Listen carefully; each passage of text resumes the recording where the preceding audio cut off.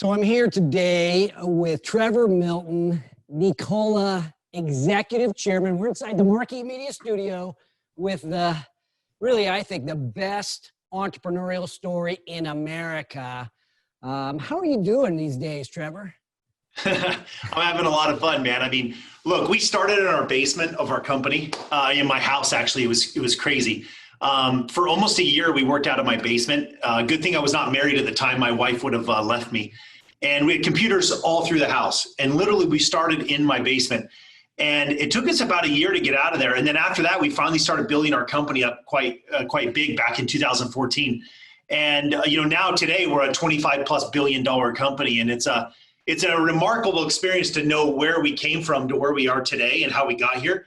And it's very exciting. So I'm happy to be here with you and say hi to everyone. Yeah, so we both invested into this young man named Jordan Darling. And here in Sacramento, we fell in love with Jordan, jet ski business. And then in comes Trevor, also seeing some of what we saw.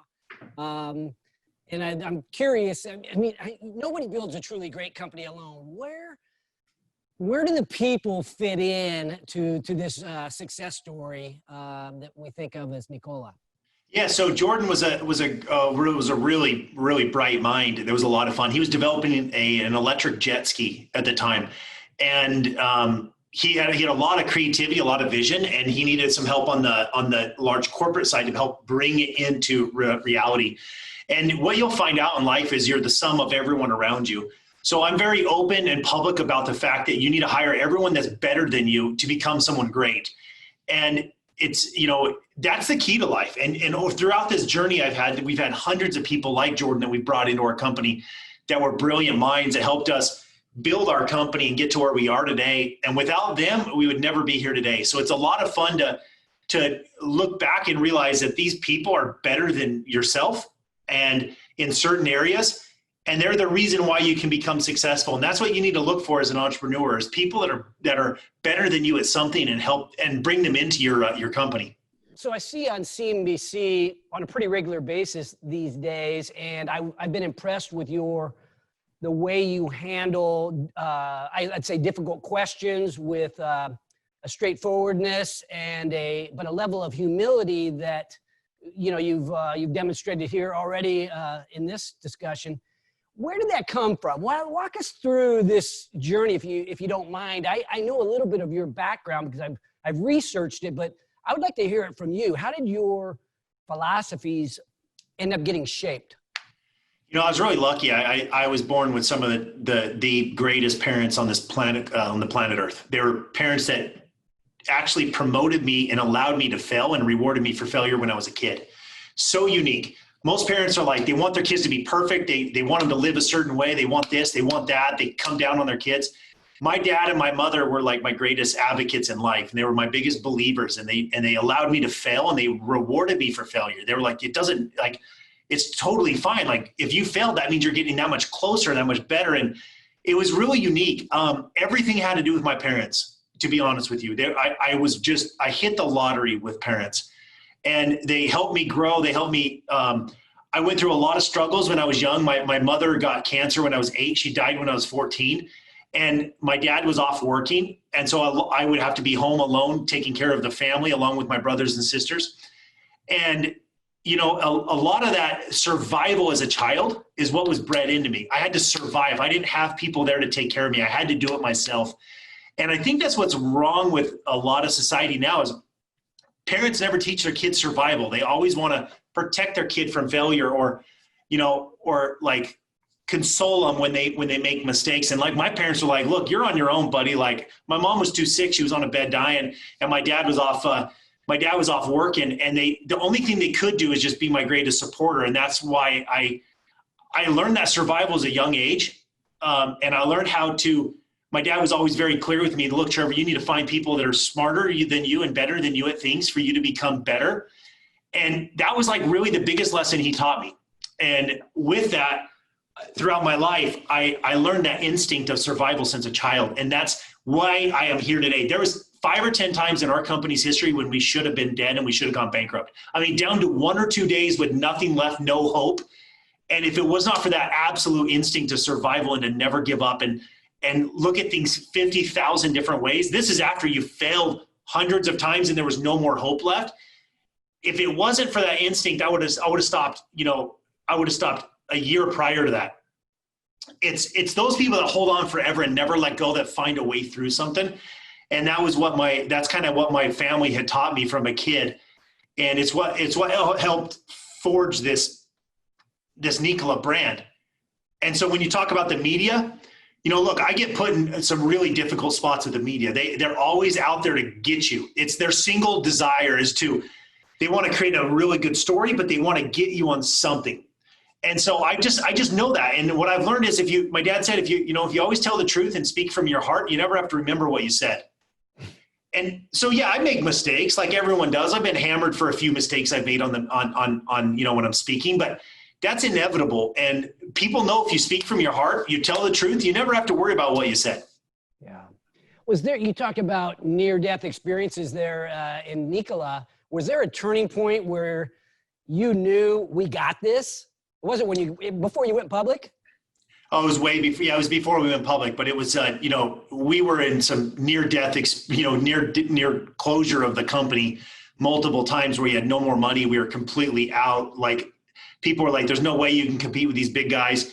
It was really tough. And there was a couple of times when people came in and invested right at the last second that helped us get over those humps. They were very painful. We gave up a lot for that, but it's what got us here today. And so, yeah, I mean, I kind of knew we had it once we had Nikola World. This in 2019. That was like the moment when the world got to see the trucks operate. People are like, oh, Nikola's all vaporware. Well, here we are with the most advanced truck the world's ever seen, full fuel cell operating, driving around the parking lot. These are, we delivered beer with Anheuser-Busch with the fuel cell working as well. So at Nikola World, when we were able to drive the truck with battery and also drive the truck with turning the fuel cell on and off in certain situations, that was the time when the world got to see that Nikola was legitimate. And that was like the moment when we knew we had it. Well, this is game-changing kind of business technology, and your business model is extremely unique. Zero emissions. I mean, it's such a big idea, and now it's obviously you've turned the corner. Can you describe why it's so different? Yeah, I mean, Nikola is a very unique company because we're not a truck manufacturer. We are. I mean, we build the most beautiful advanced trucks in the world, but we're really a technology energy company. So what does that mean? That means that when you sell a diesel, you sell a diesel for 150 grand. And then the oil company makes about $1 million on that truck. We wanted to take all that revenue from the oil company and bring it in and standardize the fuel rates in America. So we're the first group to do it, and everyone now is trying to copy us, including our biggest competition. So what does that mean? That means when you buy a truck from Nikola, you pay a cost per mile, and that's all you pay. We bring in almost $1 million of revenue per truck we sell, somewhere between 750 grand and $1 million. That is 5 times what our competition gets in revenue per truck sold. So now you can see why Nikola's valuation is doing so well. People are excited. We're worth more than Ford Motor Company on some days. And to be able to get there is absolutely incredible. It's a miracle on all levels. And it's because of communication, vertical integration, marketing. And you have to be able to sell your vision to people and explain what the problems are. And that's what we do here. Well, the way I imagine it, and maybe you can elaborate on this, is you've got the trucks, which are, they're badass. They look cool. I know they've got all kinds of features. They're zero emission, but there's also a truck stop, if you will. There's going to be a series of truck stops where you pull in, and it's like the world's best truck stop, and you fill up, and it's super high tech. Is that? Yeah. Am I thinking of it correctly? Yeah. Look, it's the network of hydrogen is the most important aspect of our whole company because that's what allows people to drive around the United States, right, and with their trucks. So what we're doing is we're setting up these big truck stops. They're brand new and they're just beautiful. They're like, they're humongous locations that have the retail, they have the service, the warranty, they have inspection centers, they have the hydrogen fueling, they have everything. And the truck pulls in, it's fully taken care of. Any parts it needs, it can get right there and back on the road it goes again. No more do you have to deal with the bullshit of waiting for dealers to you drop your truck off and 3 weeks later you get your truck back. This is the future of service, warranty, maintenance, and truck stops. And Nikola is doing that through the hydrogen stations. Now, we are going to partner with some existing truck stops. There's no doubt. But, in order to get to the market quick, but we have our own stations going up as well. I talked to Jordan a little bit, and he said, make sure I ask you about partnerships, because you really have this philosophy that bringing in the right partners makes all the difference. Yeah. Well, just like people, where I think you should find people that are better than you, I also believe that goes into business, where you should find partners that are better than you. And we get criticized a lot from the Tesla following. They're like, oh, I can't believe you do all this other stuff with other people. You don't do it yourself. Look, anyone who thinks they can do everything themselves is doomed for failure eventually. It's crazy. There's not enough hours and not enough people in the world to be experts at every single thing in the world. Why do I want to be an expert at building trucks? Well, when I have a partner like Iveco, we signed a joint venture with Iveco. They've been building trucks for 50 years. Why not have them build the most advanced semi-truck that we provide them on their assembly lines, where they already have employees trained, they have assembly lines done, they have third-party logistics done, and they have the supply chain done. That's 50 years worth of work. I got that instantly overnight. So the key to everything is not only finding people that are better than you, but finding partners that are better than you. And our partners are Iveco for the truck, Robert Bosch for a lot of technology and controls and help there, fuel cell, other things. You have Wabco for the steering, stability, braking. We can go down the line, and we have the best partners in the world. And that's what makes Nikola so wonderful, is our partners. Well, it's such an enormous undertaking. I mean, your hashtag is diesel is dead, right? Hashtag diesel is dead, right? You are taking on this enormous industry and saying, we are going to change the world. This industry will not look the same at some level and at some day. How long does it take to get there to really be the player in the market? Yeah. So, I mean, diesel is dead now because it's now cheaper to drive zero emission than it is diesel. That's the first time in history that's ever been done. And Nikola was the one who pioneered it. So that's a big deal. It takes a long time to get here. I mean, look, we've been at this since 2014. And before that, I was working on it for many years. So I always tell people, look, success doesn't happen. I have never seen a company be successful in under 10 years. There are a few examples out there. They're very few and far between. But almost every company, if you don't dedicate 10 years to something, you'll never be successful at it. And that's just the fact of the matter. And so I always tell people, look, don't try to get instant success or instant rich. It doesn't happen.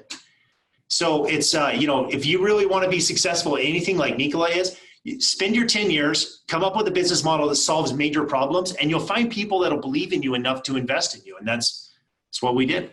Yeah, and we all know there's a high failure rate with entrepreneurship. I'm an investor and, investing in small companies here in Sacramento. But you always think about what goes into being a great CEO. And obviously you figured that out, but I think it could be characterized that you're one of these people that kind of gets really obsessive about stuff. Like you lock on, you focus. Talk to us about that. And is that a part of your success? Do you recommend that? Yeah. Well, look, the key to, I've written some really incredible articles. I would actually recommend people go to my LinkedIn and read I have 2 or 3 articles that are awesome. That's all I've written. And they're powerful. They're all about how to get up when you've lost everything. And because I've done that twice in my life. And the other one is advice to entrepreneurs that are looking to go into business on their own. And it's called an airport encounter. And they are the most powerful articles I've ever written. They're very short, like 1 to 2 pages. That's it. It's very, very direct about my experiences in my life. And I'll tell you this, I was very surprised how, the social media culture is amazing. It's also disgusting at the same time, right? The good part of it is you can really inspire and help people. The bad part is you get the keyboard warriors that are just miserable in life themselves. They hate everything. They hate you. They hate life. They hate everything. And they want to destroy you, and they will never stop until they do. And what's interesting is, look, the best baseball players in the world have a 400 batting average. That means they hit 4 times out of 10. And there's a lot of good about the Tesla cult, and there's a lot of bad about the Tesla cult. And they all know this as well. It's very vocal inside the Tesla community. A lot of the Tesla community has attacked me because they say, Trevor's had 2 failures in his life and 3 successes. I would never let anyone touch my money that's failed. I'm like, you're an idiot. First of all, I would never let someone touch my money if they haven't failed. because the best baseball players in the world only have a 400 batting average, and they're paid hundreds of millions a year. If you say, I will never give my money to anyone that doesn't have a 100% batting average, well, guess what? You're never going to give your money to anyone, because the failures are what make you so good in life. And if you don't know how to fail, you don't know how to succeed. And it's part of life to fail. It's just like walking. You're going to fall before you learn to walk many, many times. And with business, you're going to fail many times before you become successful. So I've had 5 companies, 2 have failed, 3 have succeeded. And that's some of the best odds in the entire world in entrepreneurship. Very few entrepreneurs ever hit, a 60, 70% batting average. It's unheard of. And so that's my advice to people is, look, man, don't criticize people for their failures. Look up to them for their failures. Which 2 failed? So one was a company called D-Hybrid, and we reprogrammed diesel engines to run on natural gas and diesel. And this was way before zero emission came along. It was the only way of reducing emissions at the time. So I've been in this for a long time, 15 plus years trying to reduce emissions. And if you think about this, I guess it was a little bit less than that. It's probably about 12, right around about 12 years. But what we did is we recalibrated diesel engines. We came up with a really amazing product, and one of our investors stole our intellectual property. So we ended up having to sue them and shut the company down. We ended up, we were able to, get most of everything back. It was a really painful thing. I learned a lot about people stealing intellectual property. It's one reason why our portfolio is so strong now at Nikola. My second company was a company called upillar.com. The second failure was a company, upillar.com. And we were essentially Amazon as Amazon was starting. We actually had the first shopping cart in the world. You could pick out 50 items, check out one time. We actually beat Amazon at what we were doing, and we could have become Amazon what it is today. The problem was I was in a small town in Utah where no one knew what the internet really was. Internet was not a big thing at that time. And we should have been in Silicon Valley. That's where all the money was for the internet. And we were just in the wrong place, the wrong time. We outgrew ourselves. We had 80 million people on our site, and we collapsed because we couldn't handle the traffic. So we would have become Amazon if we would have been able to live through it. So those failures I learned at UPillar actually helped me through software and through failure and not growing too fast, helped me deal with the problems that I have at Nikola today. And it's actually saved my life here at Nikola. I'm in the security business. I've sold some security companies in the past, and I was doing a little background, and you were in the security business. Is that right? I was. Yeah, my very first company was an alarm company and video surveillance company, and I sold it for I think it was 1.7 million. And I was high on life, man. I thought I had the whole world figured out, and boy, did I get my ass kicked after that. I owned a company called Northern Video. We merged with Triad, became Annixter eventually. Anyway, so we sold to people all over the country. I'm just thinking maybe there's a possibility that you may have been a customer at one point. Who knows? Anyway, good stuff. Now, one of the things that I think is interesting, people are raising money to build businesses these days in many cases. You put your own skin in the game on Nikola. You'd already had some success. Yeah. How did you decide how much to go all in on this with your own money? Well, that was the thing. When I first started this, everyone thought I was crazy. So even though I had a track record, people thought I was nuts. And so at that point in time, I had to self-fund it for a while. And I got one of my original investors to help me from Worthington.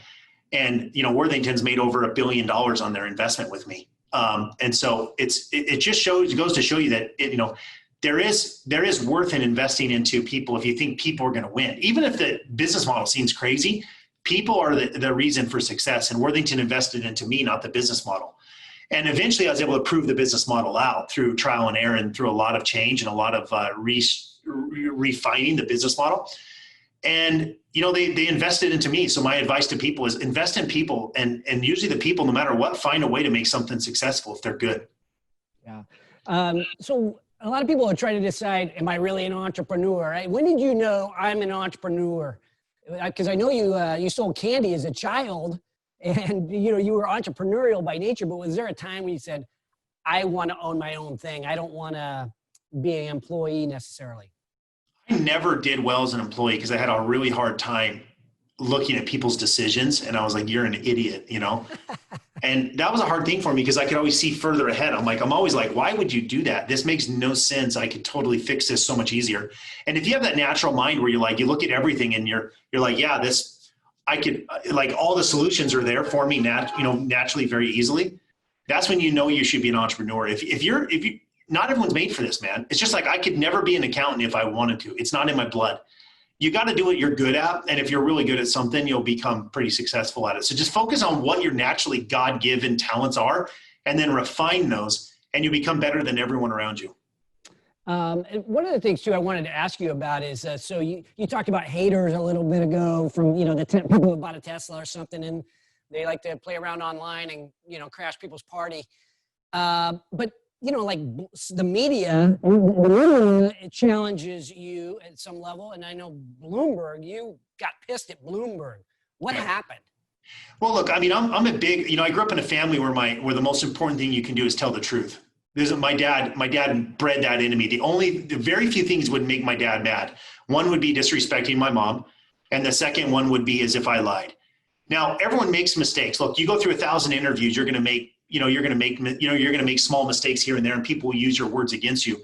But I got interviewed by Bloomberg, and we recorded the whole conversation. And then when he was done, he wrote an article that was completely false. And he didn't even bother putting anything in there about the actual recorded conversation. He knew he was lying. It was a hit job. And I just have a hard time with that. Look, I have plenty of things you can criticize me on. Just focus on the things that are actually legitimate and honest. And you can criticize me all day long. I'll take it tongue in cheek. I'll laugh about it. I'll make fun of myself. But the problem is they get mad when they know that they can't control you. They wanted to short my stock. He wanted to hurt me. It was a coordinated effort with some of our competition. He was a true hit job, and it had nothing to do with truth. When someone does that, I have an obligation to stick up for my shareholders and tell them that they're lying and that they're dishonest and that they have no desire to tell the truth. And it hurts all journalists around the world.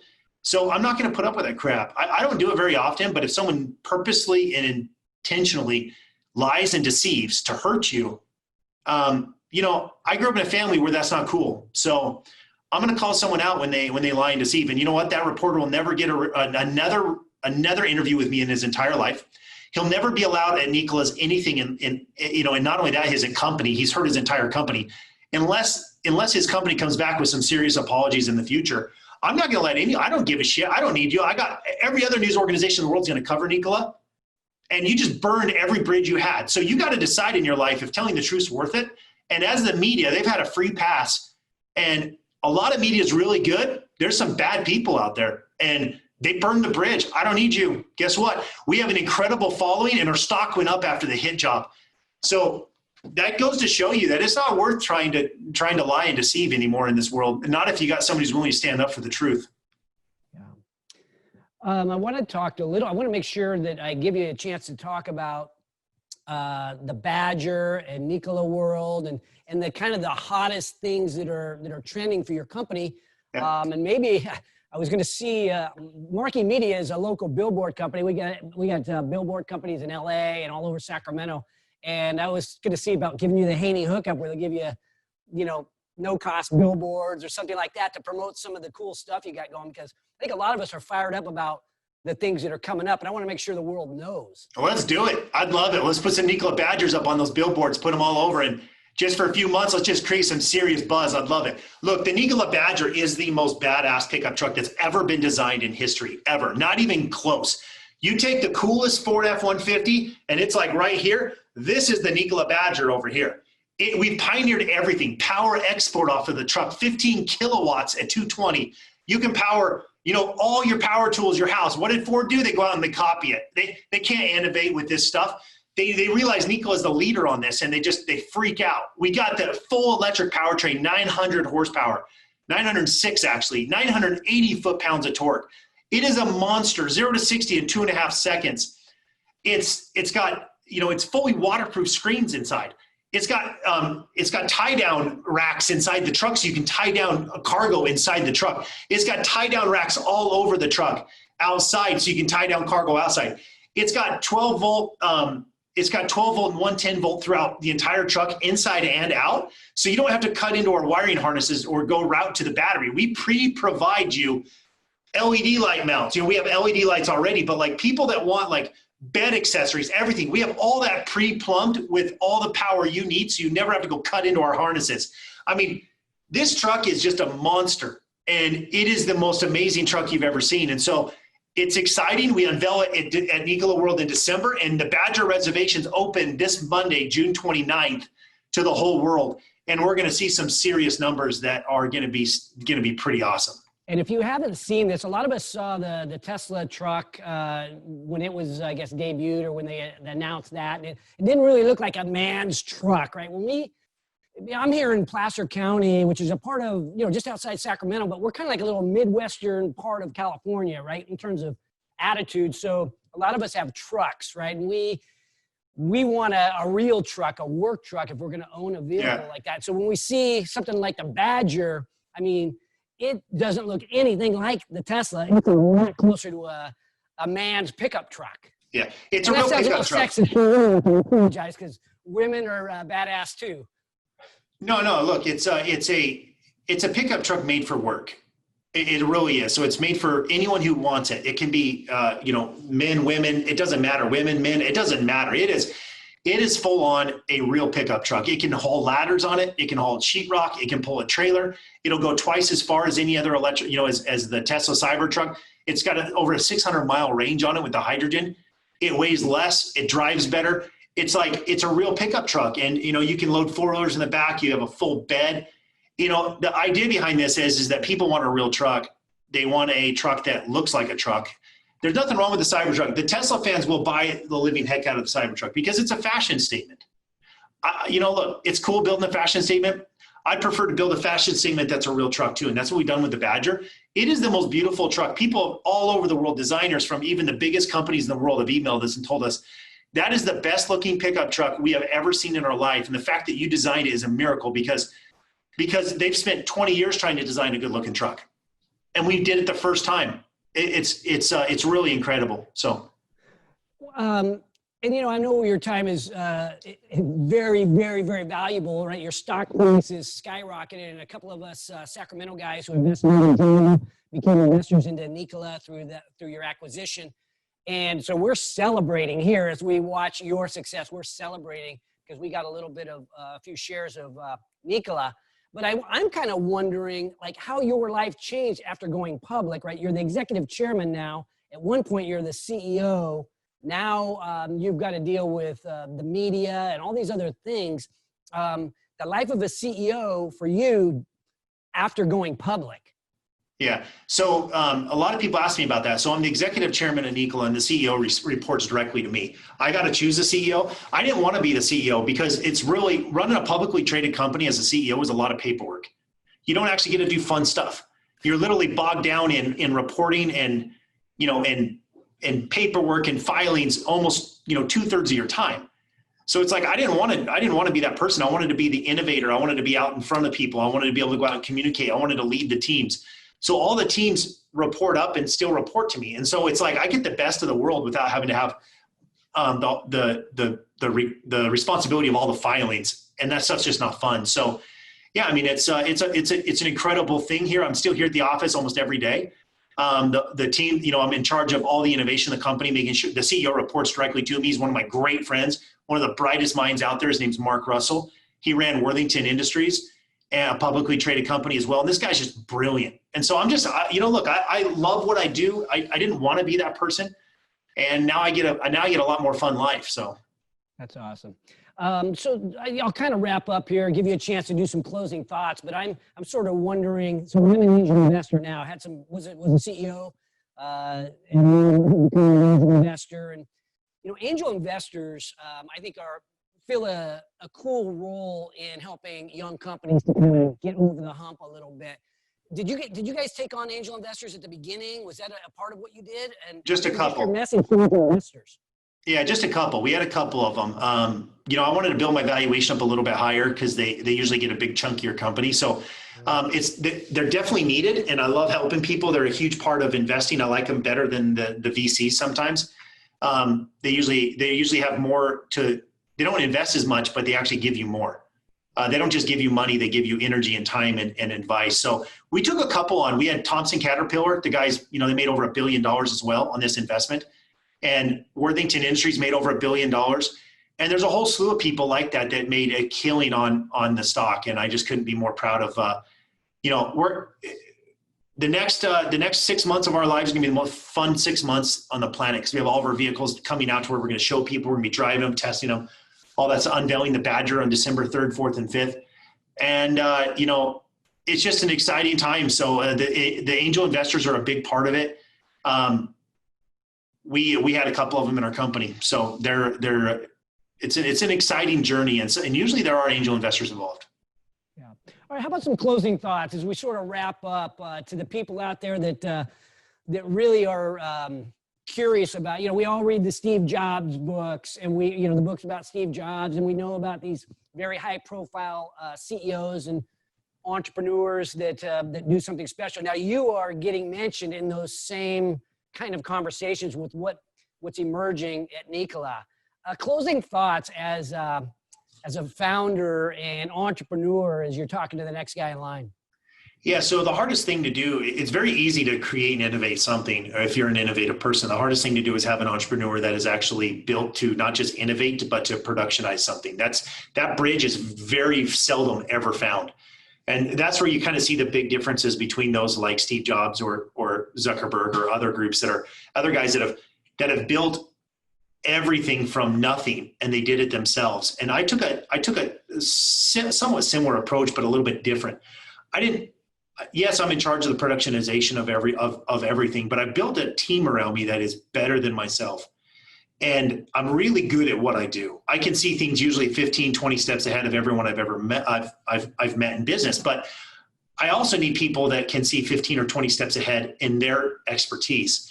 And so, it's fun to build a company. It's even more fun to build a team, and it's even more fun to go change the world. And if you can do all three of those, you'll become, a really incredible business person. You got to have a lot of failures along the way. I think we built an incredible company. We're worth over $25 billion today, and it's on the publicly traded market, so people can't give you crap for your valuation. It's a true value of a company. We have a lot of people that believe in us. We're changing the world. We're changing the emissions on the second largest polluting industry in the world. People believe in us, and now the thing we have to do is execute. And 2020 is all about execution for Nikola. So for everyone out there, keep an eye out. Watch us. Our stock is NKLA. And our website's nikolamotor.com. If you want to follow me personally, Nikola Trevor is my Twitter, and Lake Pal Trevor is my Instagram. And I do a lot of videos and I'm very active on social media. So if you guys want to follow me, make sure you follow me. And we have an incredible story to tell. Now the hardest part and the funnest part is executing, because that's where you get to prove all the haters wrong. Trevor Milton, Nikola, we believe in you. I want to thank you for sharing your story, being so authentic, and for investing into Jordan Darling. It really it changed a lot of minds for people here in Sacramento, and we really, really do appreciate what you've done. Thanks so much. I appreciate it. We'll get this posted up too, so everyone can see it within our channels on top of your channels. Thanks, buddy. Yes, it's an honor. Thank you. Okay, see you. Bye-bye. Thanks for watching today's show. My goal for every episode is that you find a takeaway, something tangible you can use in your business today. And if you have a comment about a favorite takeaway, feel free to put it in the box below. And if you have a topic that you'd like me to bring up on the show, don't forget to let me know. And also, don't forget to subscribe to our YouTube channel if you want to learn more about entrepreneurship. Because at Haney Biz, we are always by your side.